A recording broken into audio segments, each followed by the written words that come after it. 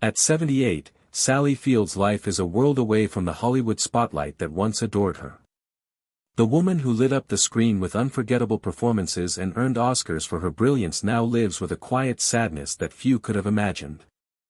For decades, fans saw her as the symbol of strength, charm, and grace, the actress who could make you laugh, cry, and believe all at once. But behind that legendary smile lies a story far more human, far more fragile. The truth about how Sally Field lives today will break the hearts of those who grew up loving her. The truth about how Sally Field lives today has left fans stunned, and heartbroken. Far from the glitz of Hollywood and the sparkle of red carpets, her life has taken a turn that few could have predicted. Once the face of warmth, strength, and optimism, Sally now lives in quiet reflection, her story marked by choices and struggles that reveal a side of fame rarely seen. It's a reality that has left admirers asking the same haunting question: how did one of Hollywood's brightest stars end up here? To understand that, we have to go back to where it all began. Sally Margaret Field was born on November 6, 1946, in Pasadena, California, a child destined to shine, but forced to grow strong far too soon. Her early years were shaped by instability and change.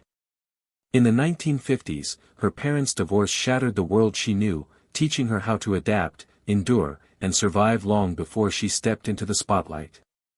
When her mother remarried actor and stuntman Jock Mahoney, Sally was thrust into the edges of Hollywood, close enough to feel its pull, yet still an outsider peering in.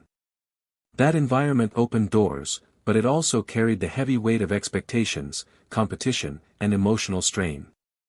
It was here, in the quiet chaos of her upbringing, that Sally Field began building the resilience that would later define her, both on screen and in life.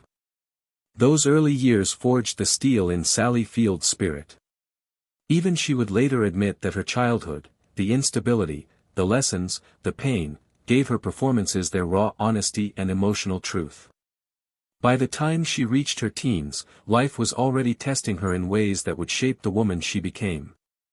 In 1964, the same year she graduated high school, a 17-year-old Sally faced one of the most difficult moments of her life.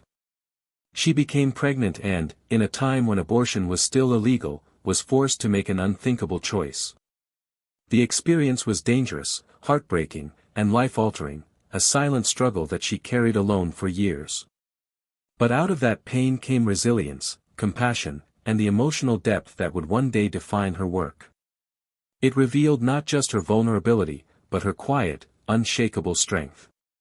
Even after that ordeal, Sally didn't stop moving forward. Between 1962 and 1964, she took whatever work she could find, background roles, walk-ons, and fleeting appearances on film and television sets. They weren't glamorous, and they didn't pay much, but they gave her something more valuable: experience. She learned how the industry worked, how to hold her ground, and how to make herself seen in a business designed to overlook young women like her. It was a humble start, but it was the first step toward a career that would change Hollywood forever. Her significant breakthrough occurred in 1965 when she secured the lead role in the TV series Gig. The show depicted the life of a carefree California teenager, and Sally's vibrant personality made her an ideal fit for the character. Although Gig was short-lived, lasting only one season, it left a lasting impact on both viewers and industry professionals. In 1967, she embraced another leading role in The Flying Nun, an eccentric sitcom that aired until 1970. The series chronicled the peculiar escapades of a flying nun, becoming a notable element of pop culture during that era. For Sally, this role was a double-edged sword.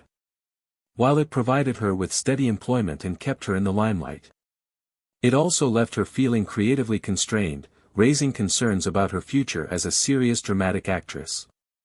She later reflected on this time as frustrating, yearning to escape the confines of light-hearted comedic roles and demonstrate her range as a performer. Nevertheless, The Flying Nun offered her a sense of stability in her early career and established her as a well-known figure in American television. Her career took a pivotal turn in 1976 when she starred in the television film Sybil. Taking on the challenging role of a young woman with dissociative identity disorder, Sally delivered a performance that captivated both critics and audiences. The character required her to embody multiple personalities, which she executed with emotional depth and sensitivity. Her performance garnered her a Primetime Emmy Award and, more significantly, positioned her as a serious actress capable of tackling complex material. The late 1970s further reinforced her ascending status. In 1977, she co-starred with Burt Reynolds in Smokey and the Bandit, a light-hearted action comedy that achieved box office success. That film marked Sally Field's arrival as more than just a familiar face. It proved she had the rare ability to blend charm, wit, and emotional truth in a way few actresses could. But it was in 1979 that she carved her name permanently into Hollywood history.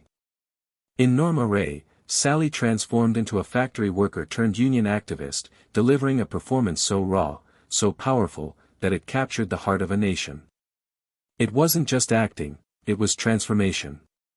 That role earned her an Academy Award and redefined what women could be in film: fierce, vulnerable, and unapologetically real. Through the early and mid-1980s, Sally refused to slow down. She delivered one memorable performance after another, from Absence of Malice to Kiss Me Goodbye, each role pushing her craft further. But it was Places in the Heart that brought her to the pinnacle once again. Her portrayal of a widow fighting to save her family's farm earned her a second Oscar for Best Actress, a triumph that placed her among Hollywood's most elite. Then came Steel Magnolias, a film that became a cultural touchstone. As MLYNN, she embodied every ounce of love, grief, and resilience a mother could hold, and audiences around the world felt every beat of it. By the 1990s, Sally had gracefully transitioned into roles that mirrored her own evolution. In Mrs. Doubtfire, she brought warmth, humor, and heartbreak to a mother caught between love and loss, proving once again that her power as an actress didn't fade with time, it deepened. She gave another strong dramatic performance in Not Without My Daughter, when she played a mom stuck in a terrifying real-life circumstance. She portrayed the titular character's devoted and astute mother in Forrest Gump, a part that became famous in and of itself.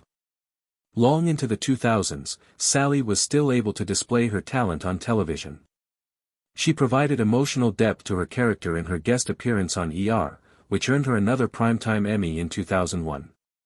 She then went on to win another Emmy in 2007 for her performance as the matriarch of a complex home in the family drama Brothers and Sisters.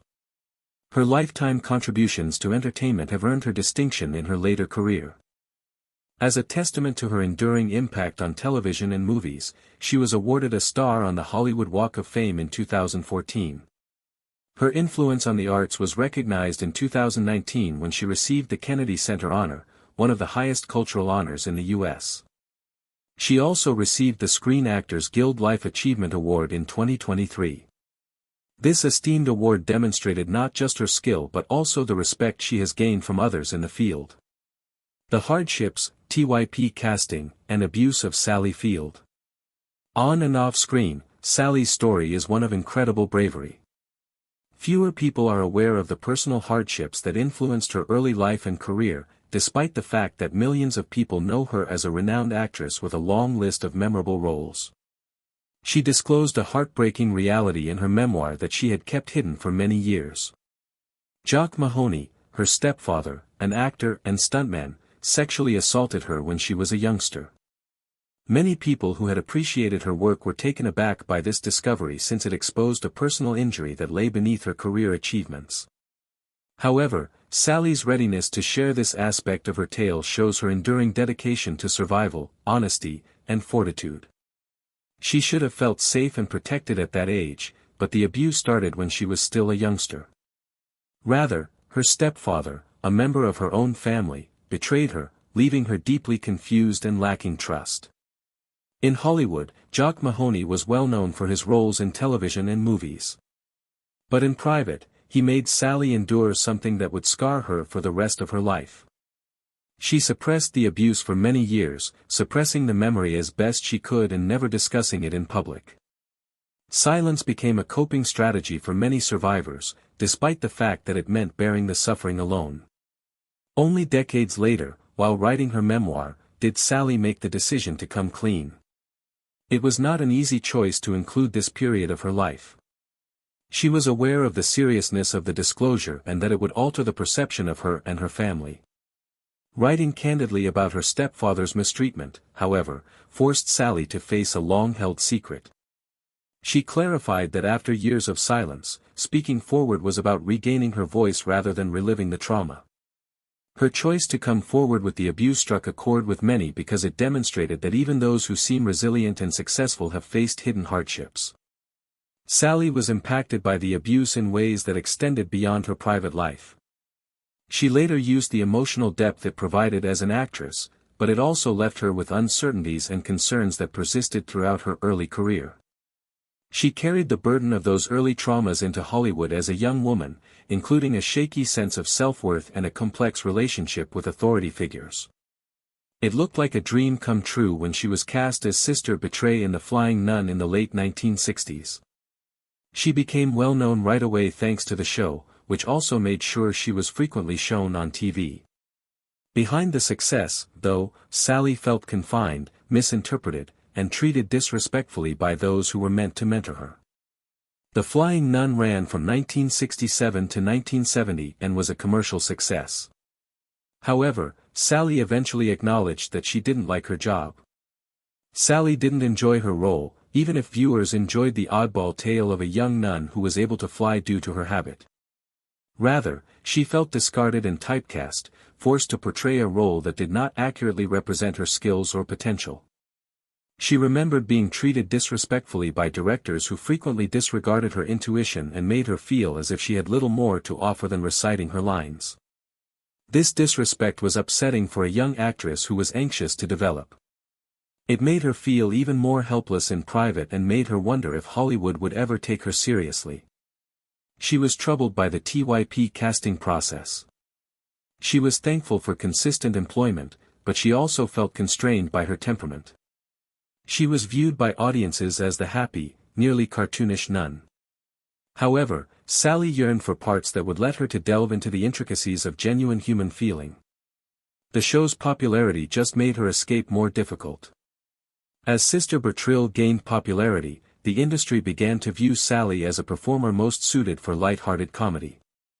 The position was a jail disguised as an opportunity for someone who knew she had more depth. Her personal troubles were reflected in her uneasiness on the set of The Flying Nun. Her early profession deprived her of a sense of creative freedom, much like her stepfather had deprived her of a sense of security when she was a youngster. She felt ignored and unheard after both encounters. However, both also sowed the seeds of her will to resist. She became more determined to demonstrate her ability to handle serious job the more she felt insulted by directors. She yearned for parts that would push her and let her demonstrate her full potential the more she felt constrained by typical casting. Osteoporosis in Sally and the Jimmy Webb incident. Sally Field's life has consistently been characterized by contrasts, with both very personal struggles and periods of professional success. She was still well-liked in Hollywood by the early 2000s, and her durability and range as an actress were praised. Although she gave the impression of being powerful and unstoppable to the public, she was secretly fighting against something that could have drastically altered her life. Sally was diagnosed with osteoporosis, a bone disease that weakens the skeleton and increases the risk of fractures, in 2006, shortly before her 60th birthday. It was a startling admission, particularly since Field had not displayed any symptoms of a problem. She later told WebMD that she was fighting an invisible but very serious health struggle since her bones appeared to be thinning without any visible signs. Field was both personally affected and alarmed by the news of her diagnosis.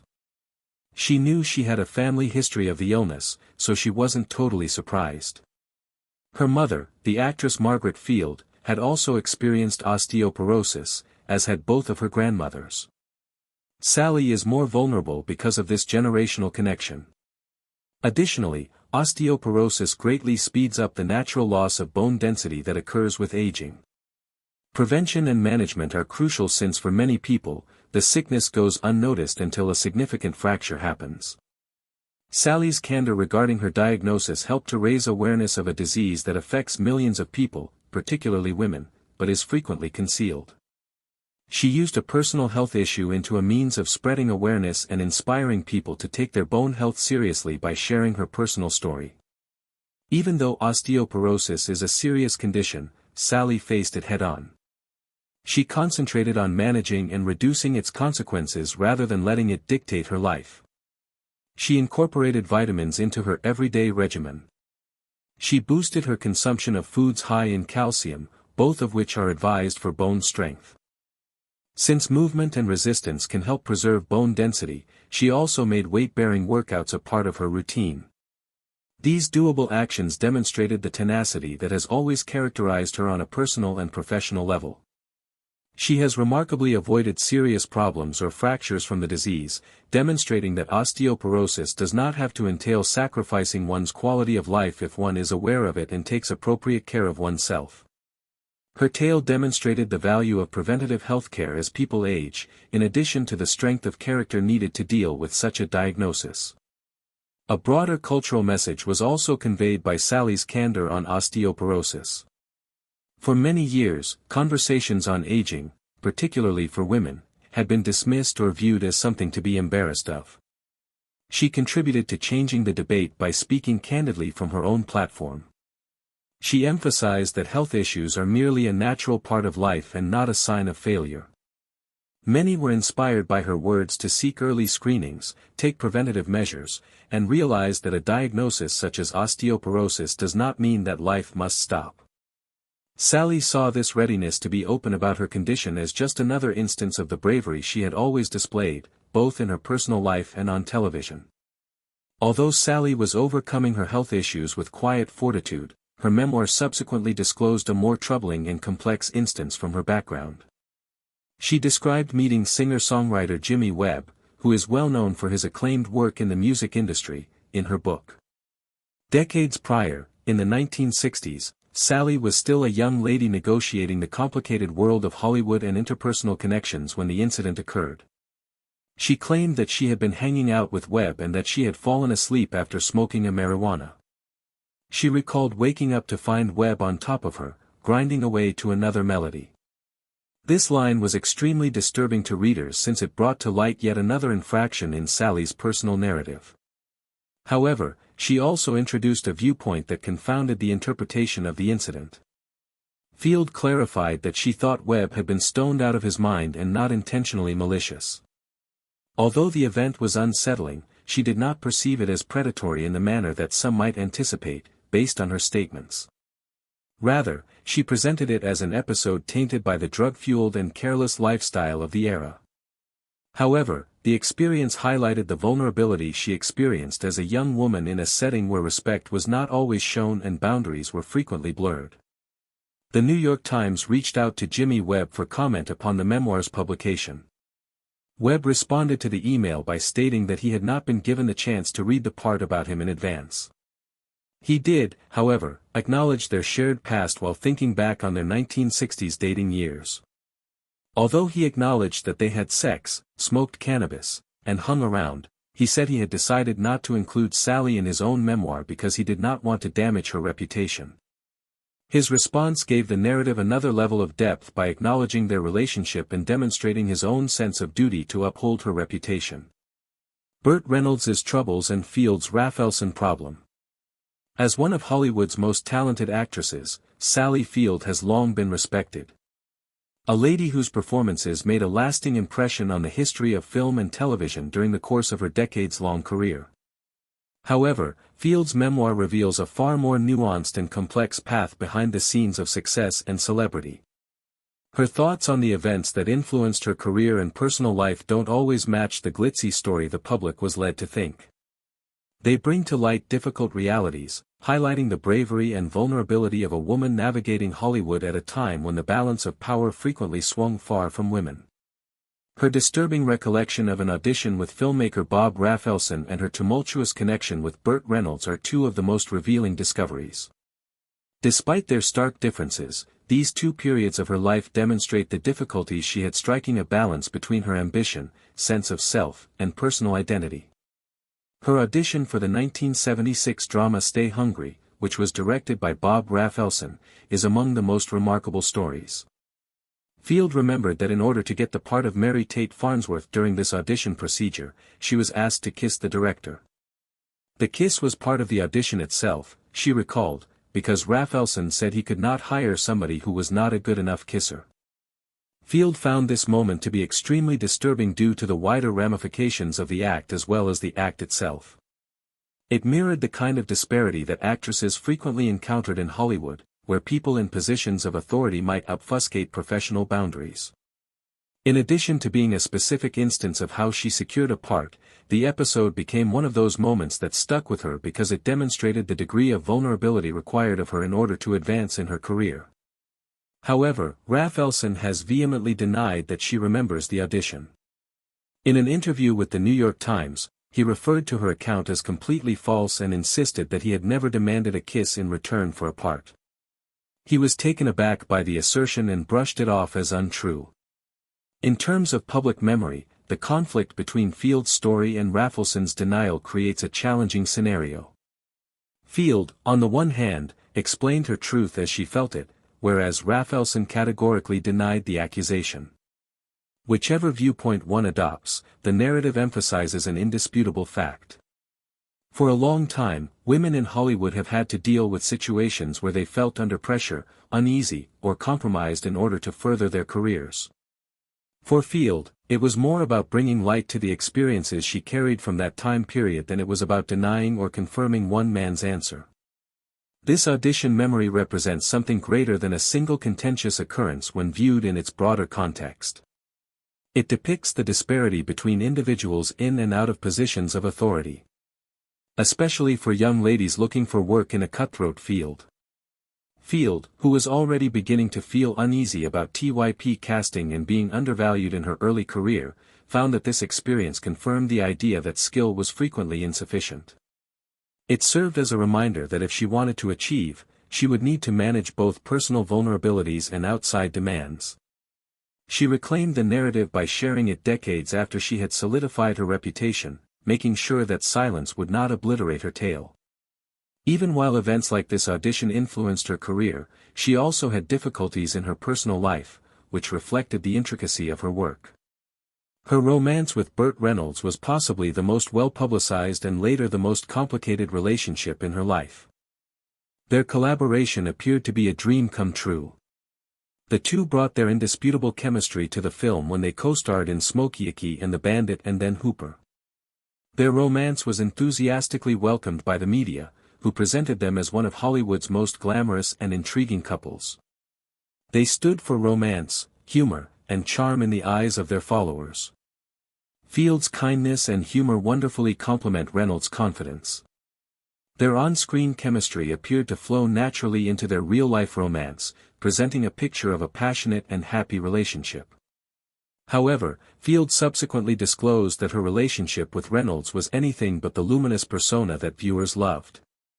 Although there was an immediate and profound connection between them, she clarified, the truth was more concerning.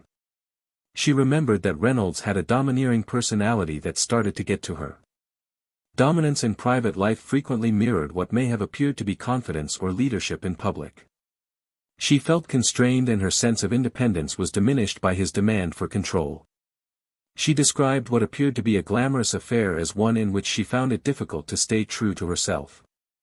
Reynolds' extensive drug use during their time together made things even more difficult. Field described in detail how he took barbiturates, Valium, and Percodan while filming Smokey and the Bandit.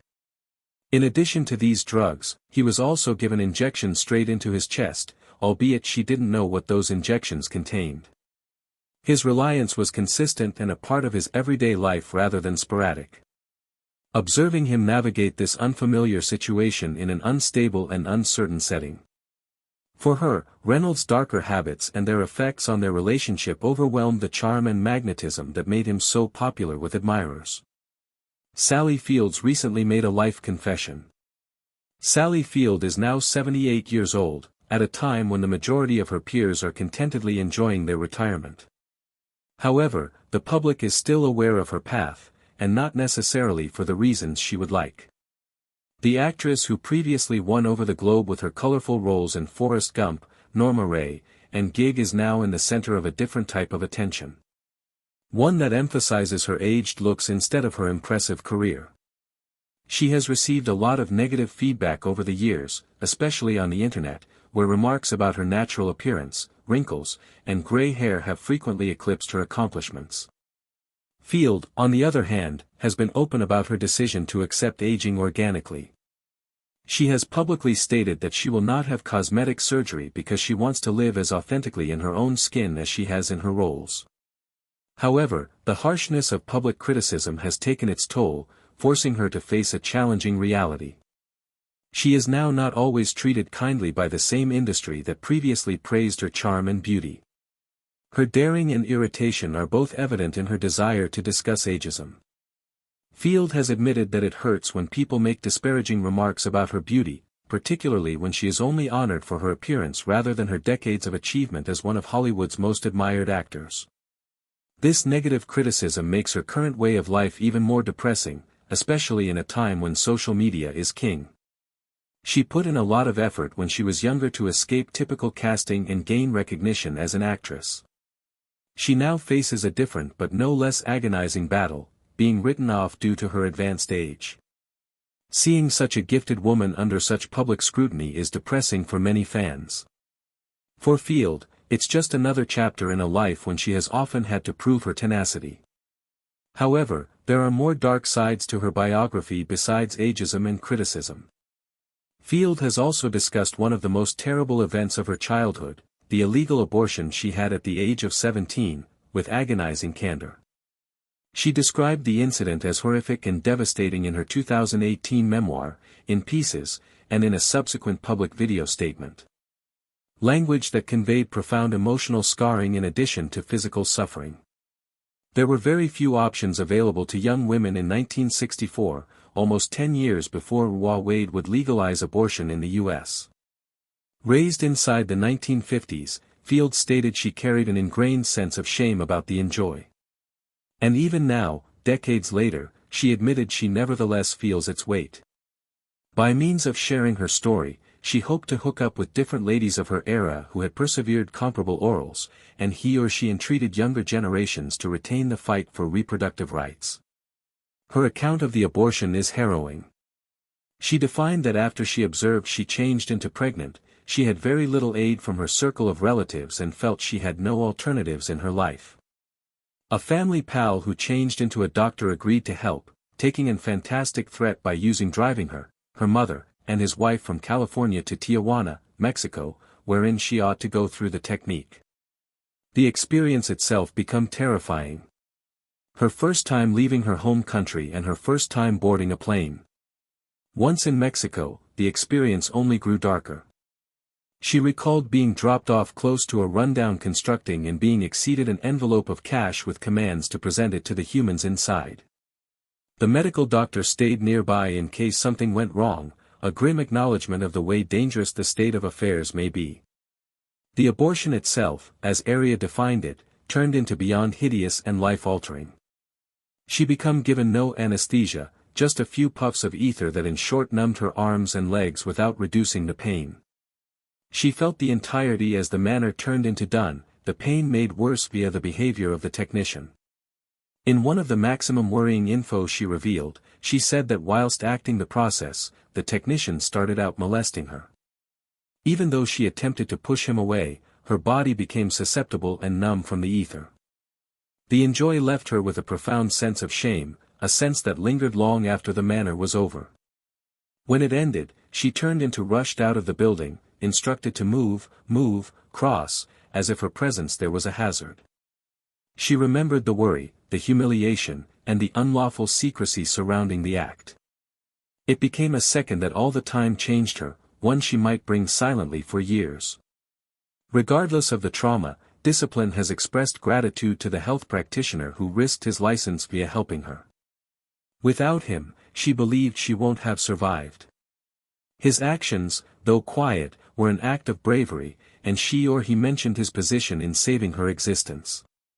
Looking lower back, she additionally diagnosed what number of young ladies of her era continued comparable orals, often by myself and without safe alternatives. By way of sharing her tale publicly, she desired to honor their ache as well as her personal. And he or she hoped to provide power to others who retain to combat for reproductive freedom in a time while those rights are once more underneath hazard.